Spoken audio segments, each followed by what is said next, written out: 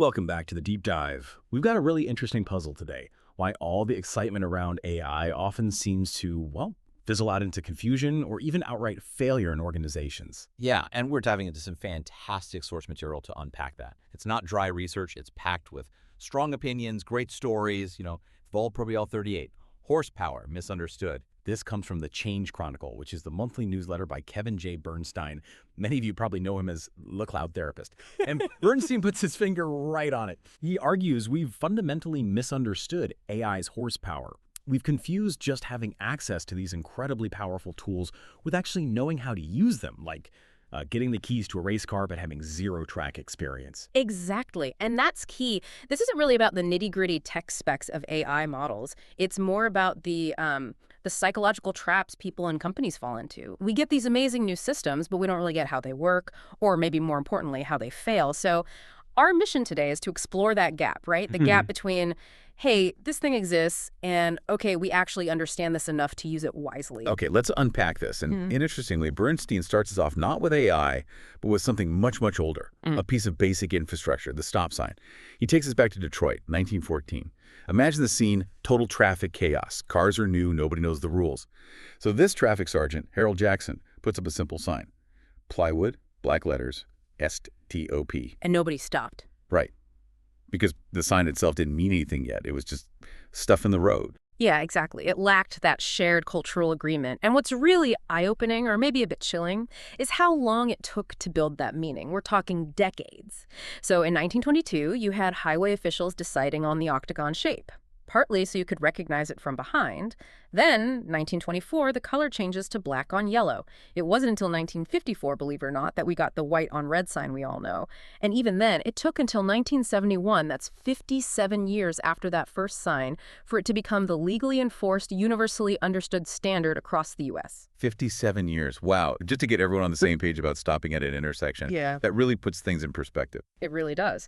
And Bernstein's point is sharp. That huge lag, that 57-year gap between the invention and the understanding, that wasn't just bureaucratic delay, it was filled with accidents, with real human cost. Yeah. We're basically in that same kind of moment with AI right now. We're rolling out this incredibly powerful tech, at lightning speed, but we're kind of skipping the slow, hard work of building the shared meaning and the safety culture around it. We're just speeding right past those early warning signs. Okay, so the stop sign shows the time it takes. But what about the psychology of that lag? Bernstein uses another great story here, the Amish wagon anecdote. He describes seeing the scene in Pennsylvania. Two huge horses, pulling a wagon, going maybe 25 miles an hour, and driving. Two tiny kids, maybe 5 and 3 years old. No adult in sight. Right. And naturally, he asks someone, is that safe? And the local just shrugs it off, says something like, oh, they're not really driving. The horses know the way home. The horses have the intelligence, the memory, the instinct, the training. That's the perfect illustration of the illusion of control. The kids feel like they're in charge because their hands are on the reins, right? They have that physical contact point, the interface. We tend to overestimate our actual influence when we feel like we're actively doing something. So we're touching the controls. And assuming we're the ones steering. But with AI, Bernstein argues, we're replacing those trained, intelligent horses systems we kind of understood through relationship with this incredibly confident-seeming robot. A robot that, frankly, often has zero actual understanding of the destination or the context. We're busy typing prompts, looking at dashboards, holding the reins, but the underlying intelligence, that embodied knowledge that kept the wagon safe, it might not be there anymore. Or it works differently. We become passengers who think we're drivers. And that leads to crashes. And that illusion of control gets amplified by something related. The illusion of understanding. This is where we think we know how a system works, just because we know the steps, the buttons to press. Yeah, like you can run the demo perfectly. Exactly. But you don't have a real mental model of what's happening underneath, or critically, when it might break down. The newsletter brings up a really stark example from the 1980s, those incidents with radiation therapy machines. You had experienced operators, right? Their skills, their muscle memory were built on older machines. Machines that had physical safety interlocks, hardware checks. If something went wrong, a physical mechanism often stopped it. But the new machine, it relied entirely on software logic to control the radiation dose. So the operators did what they'd always done. They followed their trained procedures, their established competence, but then a software glitch happened, and the machine started delivering doses maybe 100 times higher than intended. And the operators didn't realize. They didn't realize because their mental model, their whole sense of safety and how the machine worked, was based on the old system with the hardware backups. The underlying intelligence and the failure points had shifted completely, but their training and instincts hadn't caught up. And we risk doing that every day, asking AI to do critical tasks without truly understanding its software-based limits or its potential failure modes. Okay, so if we think back to the horses, Yeah. they weren't just power, they were partners, right? There was a relationship. How do we lose that idea and just start focusing on the number? That brings us to James Watt. Ah, yes.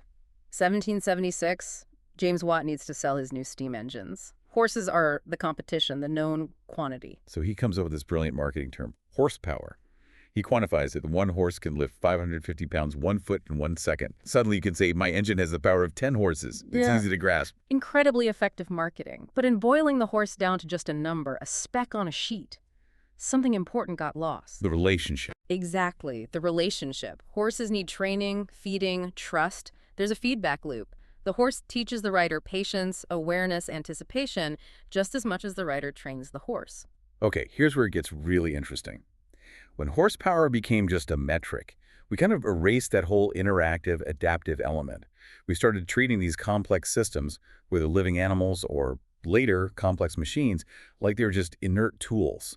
Like power itself was enough, and deep human understanding or relationship was optional. And that's precisely the trap Bernstein says we're falling into with AI.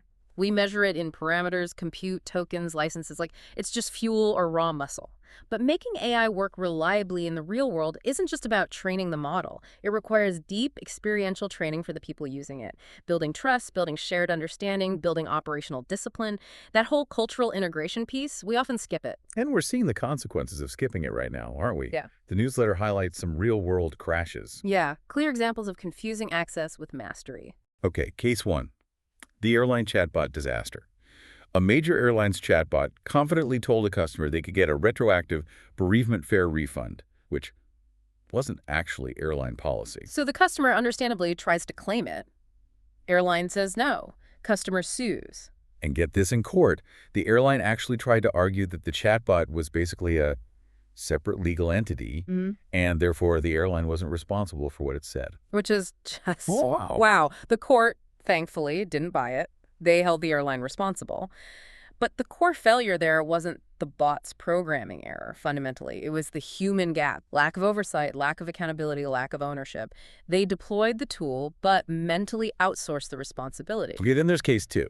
The real estate algorithm. Remember that online company that used an AI model to automatically buy up thousands of homes? Oh, yeah, the iBuying frenzy. Exactly. Yeah. And the model was working great based on all the historical data. It was trained on a rising market. But then the market shifted. Prices started to cool off. That's concept drift, right? The underlying reality changed. And the algorithm didn't adapt or wasn't designed to adapt quickly enough. It kept buying based on the old patterns. The result, massive losses, over $500 million, huge layoffs. Because the leadership treated the algorithm like some kind of infallible magic box. Pretty much. They assumed its intelligence meant it was always correct, regardless of changing context.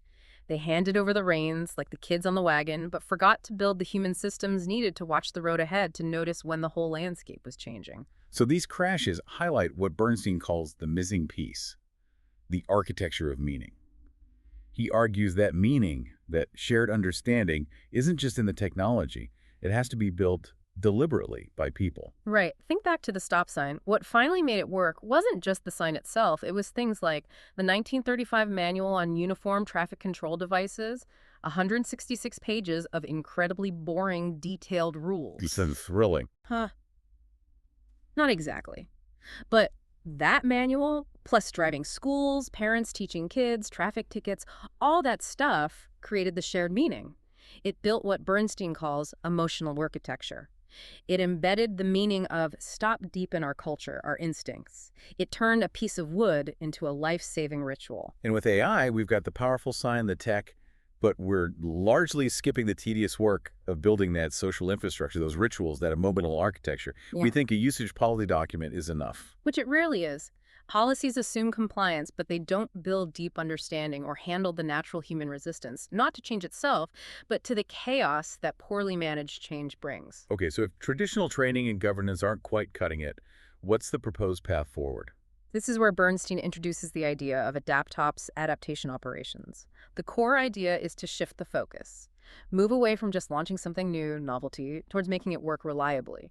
And move from just giving people access to helping them achieve real skill, mastery. So AdaptOps isn't just about rules, it's about engineering the learning process, like building the safe spaces for people to figure things out. Precisely. It's about scaffolded adoption. You don't learn to drive safely by reading the manual and then immediately merging onto the freeway at rush hour. You need that practice time in the empty parking lot first. Make mistakes where the stakes are low. AdaptOps involves things like appetite mapping, figuring out who in the organization is actually ready and willing to engage with this new thing. Then experimentation frameworks, designing ways to try things out safely, where failure is cheap and expected. Designing rituals around usage, and building strong feedback architecture so people learn quickly what works and what doesn't. It sounds like it requires a different kind of teaching, too. Yeah. Which brings up the expertise paradox or the curse of knowledge. Oh, absolutely. Often the people who understand the technology best, the data scientists, the engineers, are actually the worst people to explain it to everyone else. Because it's obvious to them. Exactly. They've forgotten what it feels like not to know. They skip crucial steps, assume context, use jargon, and write documentation that only makes sense to other experts. They mistake their own deep understanding for clarity. So organizations desperately need translators. That's a great way to put it. People who can sit right at that intersection. They understand the technical side and they understand the business context, the user workflows, the human psychology. They can take something complex like, the confidence score of the gradient-boosted decision tree and translate it into practical, meaningful action. Okay, here's the specific situation where you can trust this tool's output, and here are the warning signs that tell you it might be unreliable right now. So looking back at everything we've dug into today, the real danger isn't necessarily the AI going rogue on its own. It's more about us, isn't it? Our complacency, our illusions of control and understanding. Yeah, the system ultimately operates within the bounds we set, or fail to set. The quality of its output is deeply tied to the quality of our input, our oversight, and the shared meaning we build around it. Which brings us back to the core takeaway from Bernstein's newsletter. This whole issue of misunderstood horsepower. It's not fundamentally a tech problem. It's a relationship problem. Right. We're busy measuring AI success by its technical specs, parameters, licenses, speed, when we should be measuring it by the strength of our feedback loops, the depth of its cultural integration, and the level of genuine human mastery. That's the real difference between just having AI and actually succeeding with it. So what does this all mean for you listening right now? Bernstein's core message is one of responsibility, but also capability. We can build that intentional cultural bridge between AI's power and our shared understanding. Which leads us to our final provocative thought for you to chew on. Where in your own work, or even your life, might you be treating AI like a simple metric, like just horsepower on a spec sheet, when you should be treating it more like a relationship? A relationship that needs ongoing learning, trust building, and, yes, careful handling. Think about that shift from metric to relationship. We'll catch you on the next deep dive.